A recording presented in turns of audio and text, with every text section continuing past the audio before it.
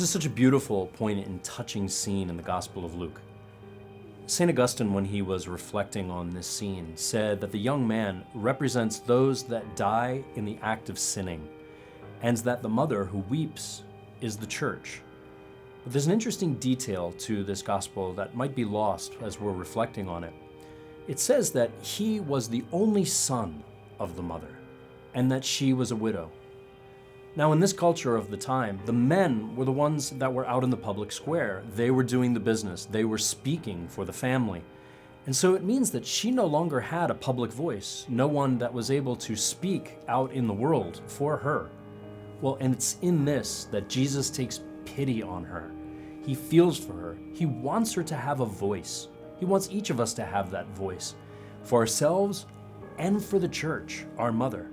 And so with that, he walks up to the young man and says, "Arise, come back into life, come back into the public square."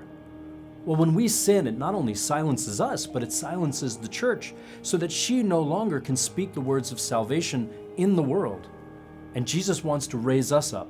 He takes pity on us so that we can have our dignity, our voice in the middle of the world, but also to speak for his mother, to speak for our mother, the church.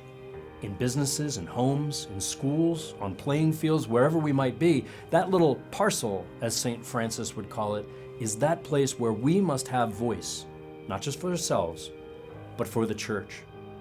So here's your challenge this week.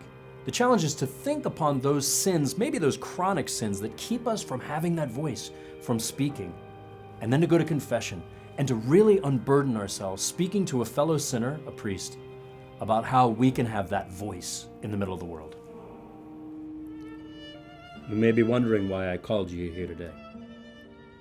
It's to subscribe to the 2 Minutes to Virtue. Spread the word. Let people know. Send it to your friends and family.